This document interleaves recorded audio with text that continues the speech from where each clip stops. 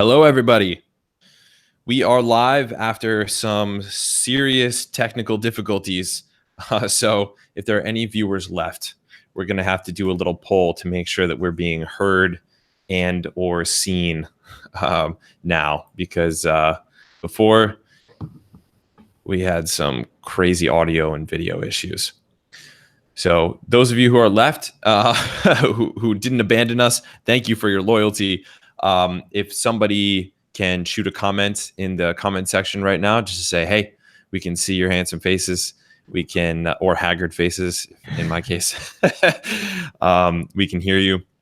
That'd be very helpful, because then, we'd know that we've overcome these technical difficulties. So yeah, if you can hear / see us, please shoot a comment in the comment section and we'll know we're good. In the meantime, okay. Sam. Looks like Sam Sam's hearing us. At least one person is hearing us. So Brad, we got an audience of one at least. But let me take a minute here just to introduce Bradley. Bradley has done a lot of interesting things, as I was telling you, Bradley, earlier, because I was learning more about you this morning. I won't go into that. But if you Google his name, you're going to find out some interesting stuff. Yeah, we had a good time this morning. And I never told you about my entertainment background either. So we have a lot to talk about after this. Cool. Yeah. Because I was in a touring band for a while. But Bradley, very, very interesting cat, was doing consulting for big brands, Amazon brands, and I believe also off Amazon brands, helping them with their Amazon strategy. And then was using this tool set, Helium 10, himself so much that he ended up just joining the team. And now he's part of the Helium 10 team. And we're putting together this webinar to kind of pick his brain, coming from both, the consultant background of, actually helping brands grow himself using all tools, kind of tool agnostic, and just choosing, this one and coming up with the strategy himself. And also from the perspective of being inside a software company that services Amazon sellers. So yeah, we decided to team up and give you guys a couple of Brad's secrets. He kind of has his own strategy that's very unique and isn't really taught anywhere, which is why this is such an interesting opportunity here to get him on camera and on mic and recorded with this strategy. I would be taking notes if I wasn't focused on absorbing it all myself, but we're going to be having a little white paper drawn up from this webinar. So guys, take your own notes for sure, but if you miss something, don't worry about it, because if you signed up for the webinar through, the landing page that we have here, you're going to be emailed the white paper that comes out of this webinar. So don't worry too much about writing it all down. But yeah, so Brad, if you want to add something to that intro, because I'm sure I missed a lot, feel free. Yeah. So one interesting thing is I've actually never had my own private label product. However, I didn't know over the past couple of years, I basically have just been helping other brands, and I've personally, optimized and launched over 400 products myself in the last 2 years. So everybody says, Bradley, you've got all this knowledge about this stuff and you haven't cashed in, but I don't know. I just like doing it as a consultant. I don't know. It's because there's not risk, in that. It's kind of a mental thing, but I love helping other people. And that's kind of like why it was such a nice transition to Helium 10, because I first came on as the operations manager, and I've since transitioned to what's called the success manager role, where I'm just out here trying to find the success for our affiliates, our customers, our users. And I just really get a high off of seeing other people crush it on Amazon and knowing that I helped, play a role in it. So this was like a natural fit for me to come work here. But that's my background. So like I'm a self-proclaimed data nerd. I want to say, like, I love diving deep into keyword data and research and really trying to pull out the information. And that's what originally led me to Helium 10. And now I'm really happy that I'm able to actually steer a lot of the tools in our development here. And hopefully the things I'm going to share with you guys today, whether you use Helium 10 or not, you're going to find value in this, because these are methods that I've been using and that top sellers are using behind the scenes. A lot of people do not, broadcast, this kind of research, but I hope that you guys, whether you use Helium 10 or not, are going to utilize some of these strategies, because I guarantee that it's going to help your business, whether you're a brand new Amazon seller or you've been selling on Amazon for 5 years. You're going to find some value in these strategies. Kicking. Yeah, that's the idea here. We're not hard selling anything. We're really just providing value here. That's what we're focused on. So on that front, why don't we jump right into it? Sure. Yeah, and start getting into the nitty gritty and start this value delivery.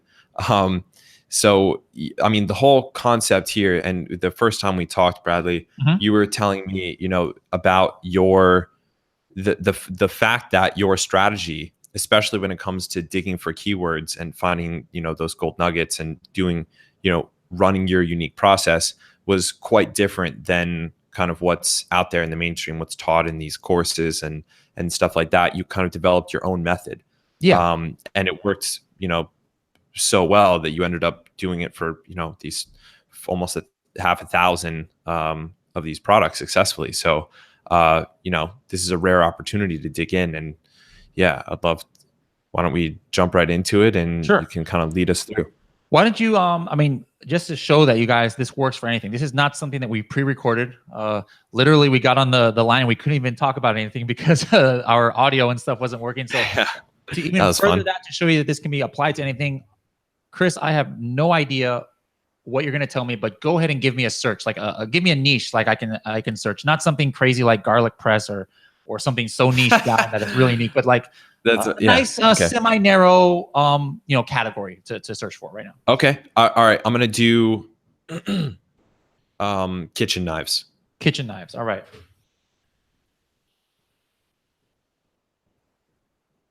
This is not planned, by the way. Brad did not tell me that we were doing this. So I have literally no idea what I'm about to find right here. All right, so kitchen knives. All right, so let's say you have decided that you're going to make a kitchen knife. All right, let's take a look here. I've literally never searched for this. The first thing I might do is I'm just curious about what some of these guys on page 1 are doing. So I'm going to use the Helium 10 Chrome Extension X-Ray and get some estimates on their sales. All right. So holy cow, look at some of these sales here. This is pretty crazy. Okay, so I see, this guy is selling $1 million a month. Oh, he's doing pretty good for himself. $1 million a month. He's selling this one product. $1 million a month. How cool would that be? Crazy. All right. So let's just say I want to know what are converting keywords. Like, let's say that I'm just going to pick a baseline product. All right. So right now I'm at the phase where I'm coming out with a brand new product, and I'm just going to say this maybe is what it's going to look like. All right. So I'm going to use this as my baseline product since I don't have one right now, because I know mine is going to look really similar to this, what we see right here. So I'm going to go into Helium 10. I'm going to put that into Cerebro. And this is the process that used to take me hours and hours to do. Before, Helium 10 has only had this for maybe 3 or 4 months. And before then, it was kind of a manual process. It would literally take me hours. So there's my baseline product because I know mine is going to look like that. Now what I want to do is find like 4 or 5 of the top selling products that really look like my product. And here's a mistake that a lot of Amazon sellers make. They might do keyword research maybe on like the top seller, all right? And that is valuable up to a point. So like maybe they look at this and they say, wow, this guy is selling 12,000 units a month. I want to know all of the main keywords that he's ranking for, and I'm going to make that my listing. And you know what? That's not necessarily a bad thing to do because he's obviously doing something right. But here's the danger in that. When you focus all of your keyword research on just like the top product, there very well could be a highly converting word for him, but it might be only relevant to him. Here's an example. Let's say for whatever reason, this guy was on Oprah or Shark Tank or Dr. Osh or whatever. And all of a sudden there was like this catchphrase on that show that got related to his product. Like, this is the best kitchen knife for doctors or whatever. And so all of a sudden you do your Cerebro research or whatever reverse ASIN tool you use, and you see, wow, he is page 1, position 1 for knives for doctors, and it gets like 40,000 searches a month, and you're like, wow, this is an important keyword. I've got to put some money in this keyword.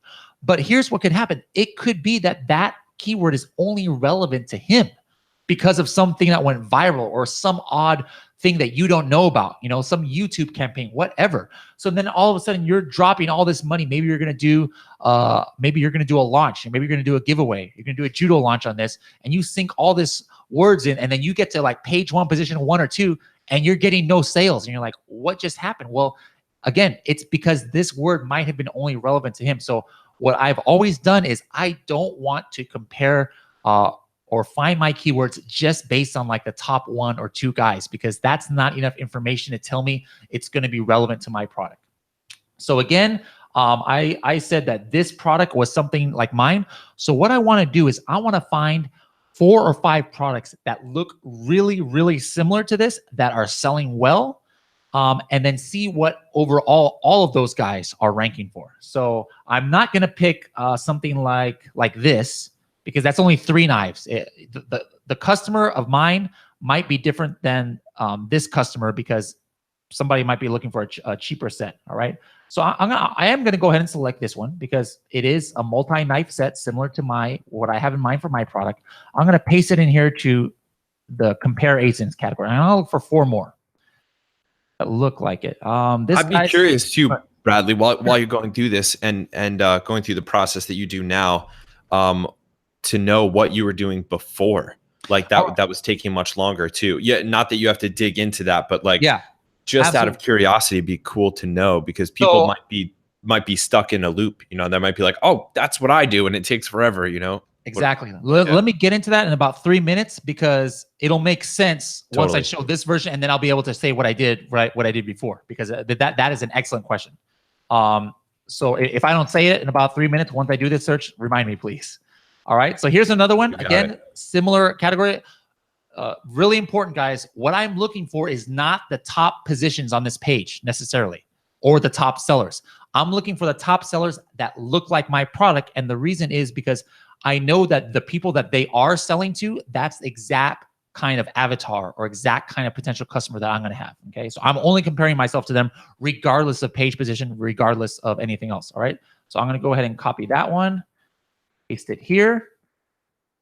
This one, no, you see, this first of all is a brand name, so Cuisinart. So, and then plus it's completely different looking product than mine, different feel. This one kind of a different feel, so I'm not going to choose them. Here's another one. It looks really similar to mine that I'm looking for. So I'll paste that one, and maybe one more. Look at this one. This really looks like my product. It's even black, and it's selling 4,000 units. So I definitely want to know what's working for him. And so there's 4. So now what I'm going to do is I'm going to hit reverse search. So what this does when you hit reverse search is it's actually going to show me all of the keywords that any one of these products are ranking for. Could be the seed product that I entered as the baseline product, this one, or this one. So this is probably going to be thousands of keywords. I've literally never searched kitchen knives, so I don't know, but I would assume like at least 5,000 keywords are coming out. 7,000, okay?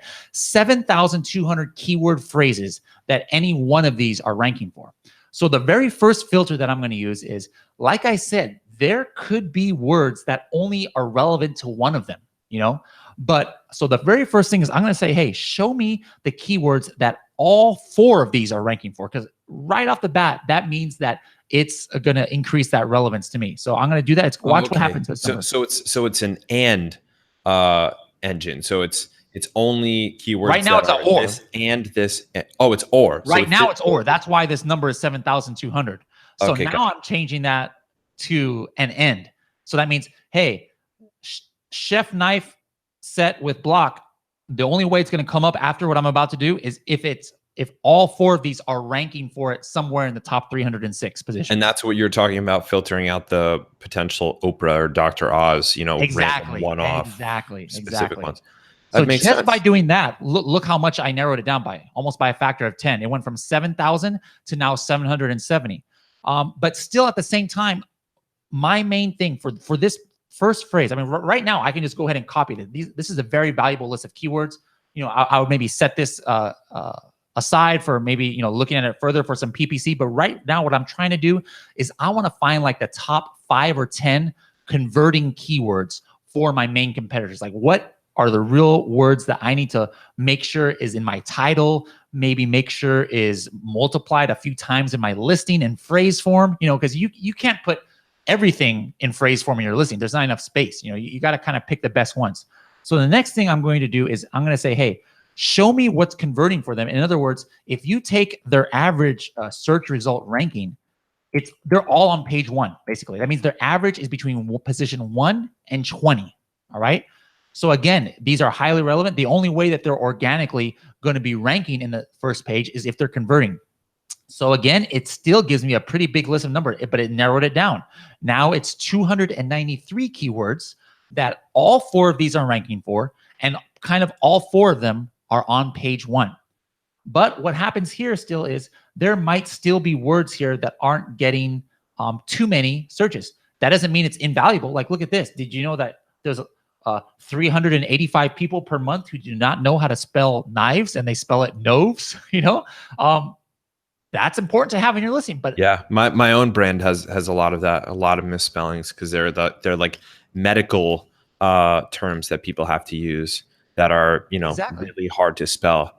Like, yeah, I mean, knives isn't too hard to spell, so you might not have thought about that. But hey, there's actually almost 400 people who misspell that, and yeah, so that's a valuable keyword. Again, I'm discarding that for this exercise, but that's still something that you would also need to, you know, to check in. But I just really want like the very. You know what's weird about that, by the way? I'm not sorry. No, go ahead. Trying to be the voice of the audience here. Amazon's choice, as I understand it, is caused at least highly influenced by Alexa and voice controlled buying, and so which is weird that a keyword like kitchen knives would have even an Amazon's choice badge for any results, since nobody pronounces knives knives. Yeah. So that kind of shows that it's not just about Alexa, because like you're right. There are a lot of people who think that it's only Alexa, you know, that drives Amazon's choice, but it's not. I mean, other people say, hey, it's about buyer intent, and that's the reason why we even have this here, because if at the time that we checked this keyword, there was no Amazon's choice badge for anybody on page 1, you'll see it like a blank right here, and that makes sense for like this one, block kitchen. You know, block kitchen, maybe it's searched for X amount of times, right? But if Amazon has detected that there's not much buyer intent, meaning that it's searched for, but people actually don't buy something based on that search, well, they're like, okay, it doesn't really need a Amazon's choice badge. They're searching to research, not to buy. Exactly. And that theory does make sense with the kitchen knives, because people are researching to buy. They just suck at spelling. Well, they don't suck at spelling. Their fingers are just fat because the O is next to the I on the keyboard. Exactly. So I'm the worst guy at that, by the way. But yeah, that actually makes sense, Bradley, because for my own brand, for instance, we have Amazon's choice badge for every search that has our brand name in it. Okay. If it's brand name and then the product category, we have Amazon's choice for, I believe, at least a large majority of the products in our line. So that tells you right there, because that's buyer intent. You know, if they're searching for our brand and they're buying our brand, it's like, oh, obviously they're looking for that. There's no way to misinterpret that. So if that is the case, we deserve the Amazon's choice badge all the time, you know, for our own brand name. Yep. So what you guys heard right there, that's very important, you know, to know, because, and that's actually why we started putting that. There's so many rumors. And I love that it's posted here in this list. It's so cool that it shows you that. That's super important. And but yeah, I love digging into these mysteries, because you know, no one really knows. You have to piece it together. Exactly. So I still don't have that list of like top 10 keywords. So I'm going to try and narrow it down further. I'm going to say, hey, show me the keywords. Again, all 4 of them are ranking for. They're all on page 1, and it's searched for 2,000 times a month or more. Now I come up with a list of 24 words. So here's my list. I mean, kitchen knives is kind of a really wide category. So now I'm going to take a look at this. Like, for example, look at this knife set. Now it's interesting that there's no Amazon's choice badge here. That doesn't mean that there's no Amazon's choice badge at all. Like, I bet you there might be one now. I would think that there's one now. Oh wow, there you go. There you go. There's no Amazon for whatever reason. Knife set. There's no Amazon's Choice badge for right now. Why? Interesting. I don't know. But when this has this here, this is based on the time that we actually got this information. So it could be sometime in the last week. But things throughout the day are changing constantly. I feel this one actually still is correct for whatever reason. There's no Amazon's Choice right there. When you see it in color here, that means at the time that we check these ranks, one of these products actually had the Amazon's Choice. If it's grayed out here, that means, okay, there is an Amazon's Choice detected on that page somewhere, but it wasn't any of these products. So if anybody's wondering what that means. But right here, now I have a list of what the top converting keywords are, because look at this now. Kitchen knives set with block. All right. Search for 7,000 times. The competitor rank average is 4.5. Why is it 4.5? Take a look here. One is ranked number 1, one is ranked number 4, one is ranked number 5, one is ranked number 8. All right. So that right now, there is now no doubt in my mind that this is a highly relevant keyword for my product, because my top competitors who look almost identical to my product, they are all on the top part of page 1.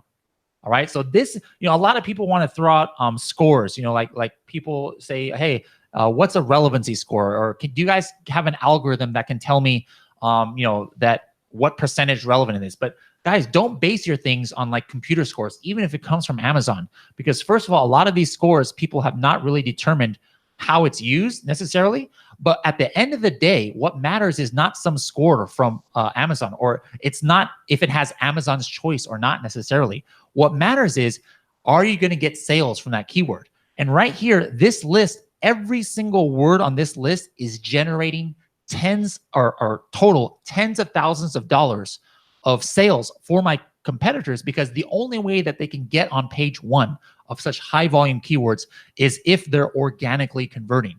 So again, if my product is going to look like this, that means these are all important keywords for me. Now, going back to what Chris said earlier, what was I doing before? Well, Cerebro and other reverse ASIN, actually, before Helium 10 had Cerebro, I used another reverse ASIN tool. What I would have to do is I would have to search for 5 or 6 items, run a reverse ASIN on it, and it would give me all of the words that that product itself ranked for. So I would have to run an individual search for each one of those, export it to Excel. And some of you guys might be using this method. The person who initially introduced this to us as well was using it this way.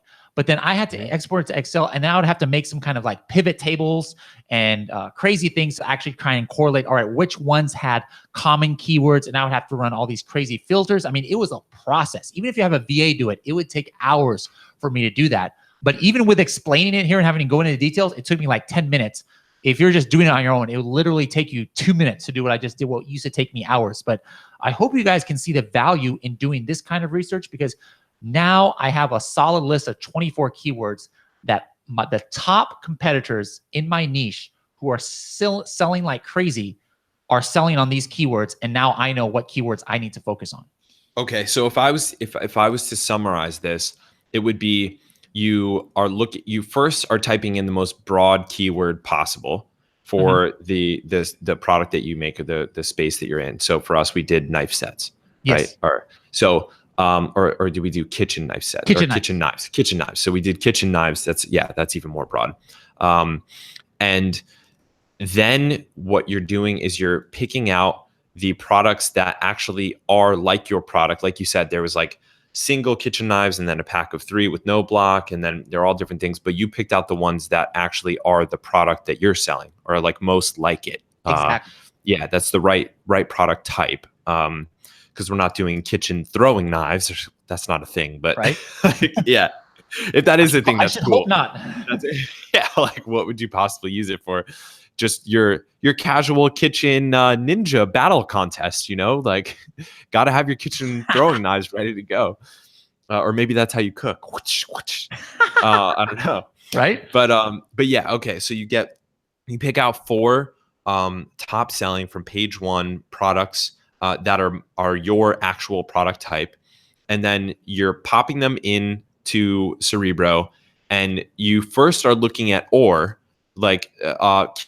that they're ranking for any of those 4 products are ranking for. Yes. And then so that you could see what the landscape is that you're working with, but then you change it to and so that you're looking for only the keywords that all of them are ranking for.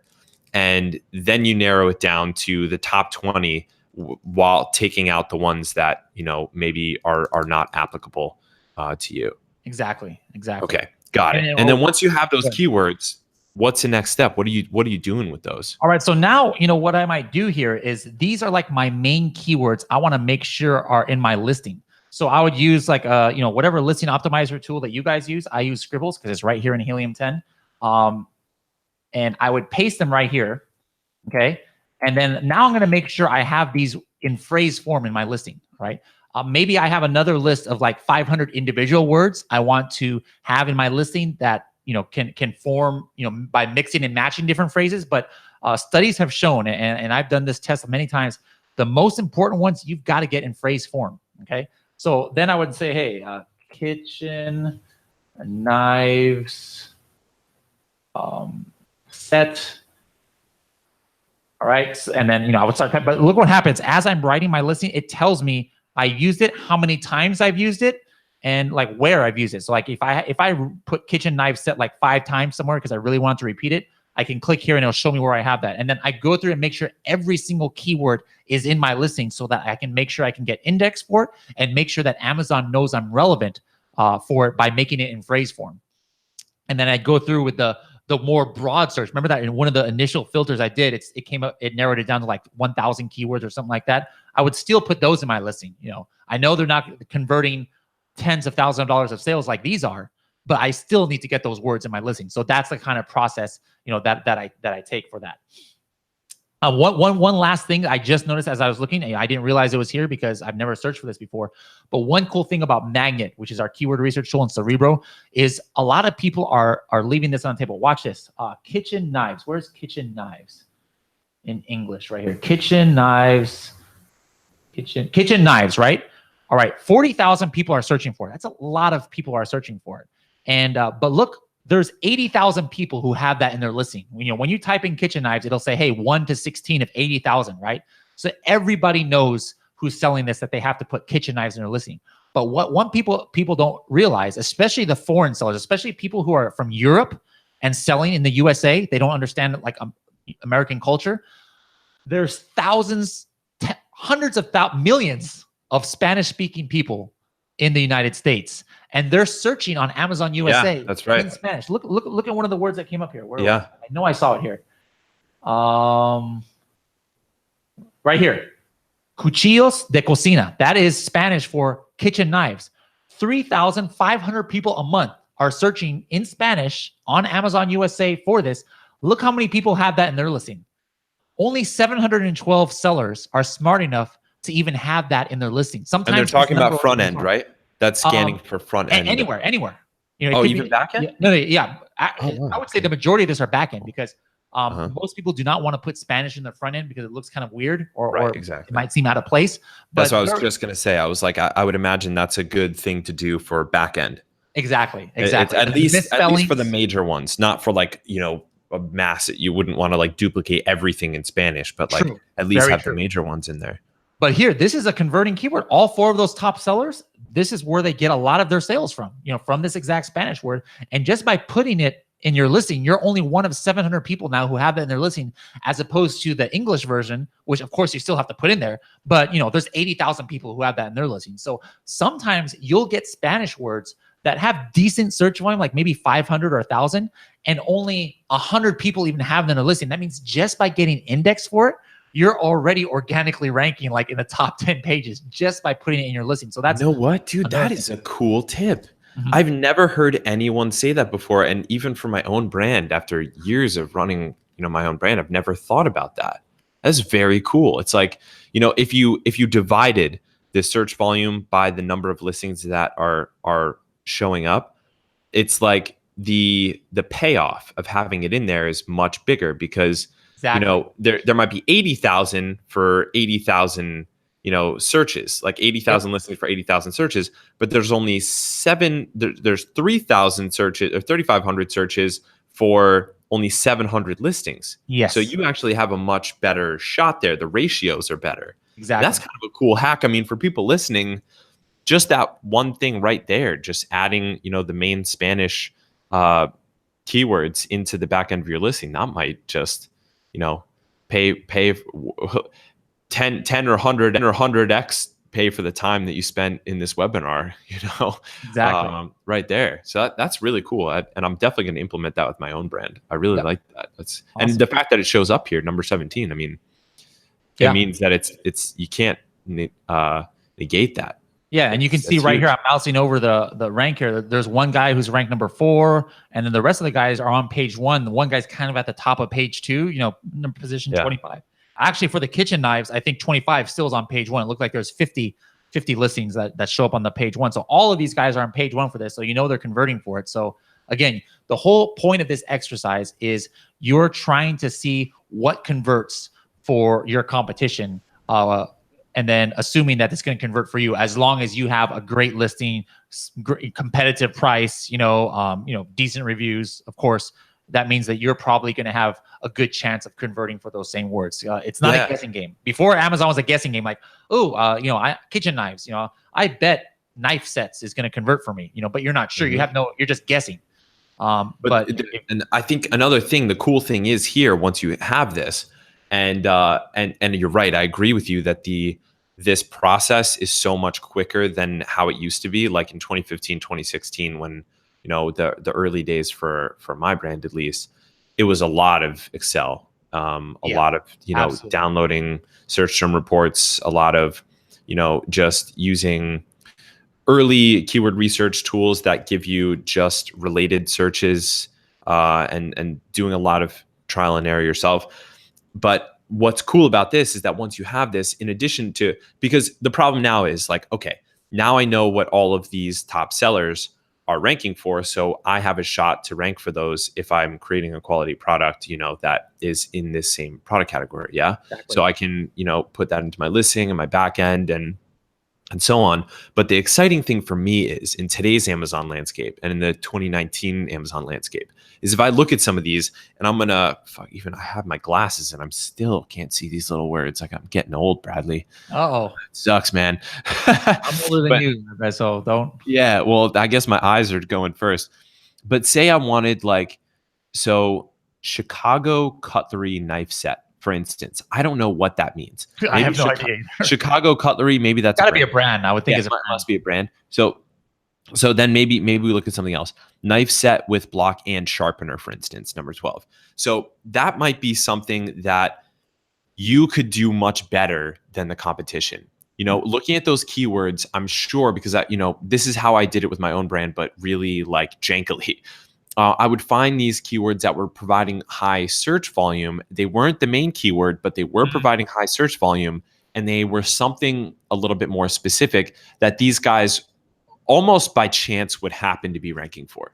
They're creating this knife set with a block, and maybe like they include a crappy little sharpener. And so they're ranking for it because the word is in there, or maybe they don't even have a sharpener, but just it mentioned sharpener in the listing, so they happen to be ranking for it. But if there's significant search volume, this is where you find like the real gold nuggets for you. Like for your product, if you have a great relationship with your manufacturer, or even if you don't, you just know, which problems your product is better at solving. Like you're like, oh, I have a really great sharpener, for my knife set. It's like quality stone 3-layer, 4-inch long sharpener comes with every knife set we sell. We just don't focus on it. Now that you have this data, you can focus on that. That can be like, you can make sure that sharpener is in the main image. You can make sure that you say it in the first bullet point or the second bullet point. Exactly. Or you could include it even in your title and be like knife block with sharpener, and really own that.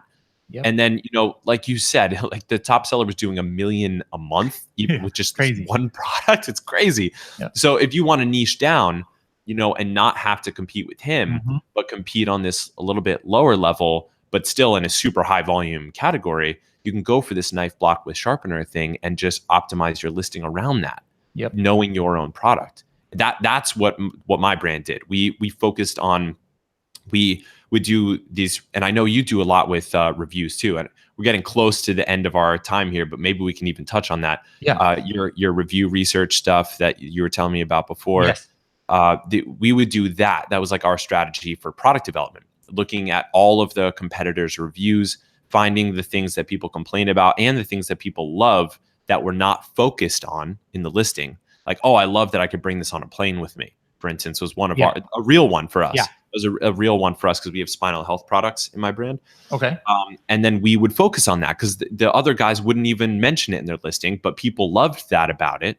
So then we would really like own that and have that be one of the use case pictures that we had, and that's perfect. Add it to the listing and stuff. And I think that's where the real magic happens after this process. Those golden nuggets and implementing that is. Yeah, let me. Now that you mention that, I know we don't have much time, but I'm going to do the example that I always send because I did this just organically one time, and it just blew me away the first time I used this. And again, this is something that I'm going to use Helium 10, obviously, but if you guys just have VAs, this is nothing. We're not hacking anybody's listing or anything. This is something that you easily can do by hiring a VA. It just might take you 10 hours literally to do it, but regardless of what you use, you've got to use this technique. Now, this guy, I've always looked at him and he's selling tons. I can't talk too bad about him because he's selling like $600,000 a month of this product. All right. So he's doing something right. But to me, this is like what you don't want to have for your bullet point. All right.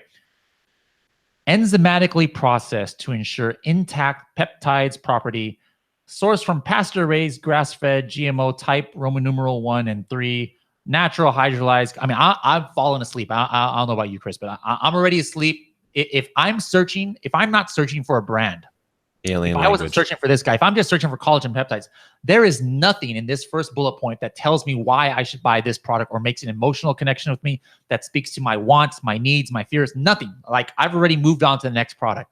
All right. So what I always suggest doing, and which this is nothing earth shattering right here, is looking at the reviews. Okay. But what with this in mind? We hit the Chrome extension from Helium 10 and I hit review downloader. I definitely want to, maybe filter out their 1-star reviews and take a look at that. But in this exercise, I'm just going to say, hey, show me every single review that they've gotten since December of 2017. And the reason is I'm trying to get into my customer's mind. What's on their mind? Okay. Watch this. It's going to pull up, I don't know, probably what, 682 reviews. All right. And now I'm going to hit this button. When I hit this button, within a half of a second, I am now going to have a list of keywords in descending order, or phrases, not keywords, but 2, 3, 4, and 5 word phrases that are appearing the most frequently in all of these reviews. Boom. So I hit that, right? And now I look at, some of these make sense. Collagen peptides. Obviously, everybody's going to be mentioning collagen peptides in the review of a collagen peptides product, and some random, stuff, in the morning, great product, dissolves easily. That's something interesting. But look at the number one thing in my coffee. So somebody might, if you don't know this product or this niche, you're like, what the heck? Gold. Why in the world would this has got to be a mistake. 54 times it's mentioned. You don't have to guess where it's mentioned. Watch this. I'm going to click this. Every single time in my coffee was mentioned in the review on this listing. Now I have it highlighted right here. Okay. So now I'm going to go into this and read some of this context, right? I take it in my coffee every day in the morning. I've been taking this in my coffee for a short time. I use this in a container, 1 scoop in my coffee. I start my day by using it in my coffee. I put a scoop in my coffee. So now all of a sudden, maybe my mind is blown. I'm like, whoa, I had no idea everybody's putting their freaking collagen peptides in their coffee. That doesn't make sense to me. I don't know anything about collagen peptides. So now maybe for this listing, instead of here, I'm going to put, are you looking for a way to get your 19 grams of protein in your morning coffee in an easily dissolvable powder? Then you've come to something like that, right? Now, all of a sudden, a buyer who is looking at this is like, holy crap, that's exactly what I was thinking about. How did they know? Oh, yeah, I'm totally going to get this. And so, guys, this is important. You can do the best keyword research in the world, which I think I showed you guys how to do that with Cerebro, all right? But in my coffee is not a keyword that is going to come up in a keyword research report, all right? People don't search for in my coffee. They search for collagen peptides. They search for collagen peptides powder, whatever that you would find in Cerebro. But this is next level because now you get into their customer's mind to get their buyer intent, to speak to their wants and needs. Because there's like mind reading. It really exactly. is. It's like because they'll never type it in, like you said. Exactly. But it's what they're thinking. Yeah. So guys, don't focus your keyword research and your listing optimization just on keywords. Otherwise, you're going to end up with a listing like this where it comes up with all these scientific words, which may have search volume, might be important. But at the end of the day, if you're a private label brand and you don't have that brand recognition, the only way you're going to convince people to buy your product is give them some kind of benefit. What does this product do for me? And you don't know what it's going to be unless you know your customers. All right. And this is the perfect way. And do this on your own product. Maybe you have your own mature product and you have like 500,000 reviews. There might be things that people are saying about your product, not necessarily negative, but positive, that you didn't even know, or some way that they're using your product. And now you might look at that and you're going to go back to your listing and say, oh shoot, I'm going to change my bullet point because everybody just loves that it does this or this, So guys, I cannot stress how important it is.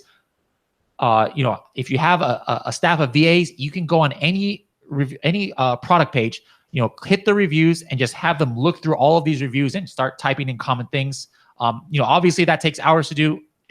What I just did literally took me 30 seconds because I just hit this. But regardless of how you do it, you've got to look at your reviews.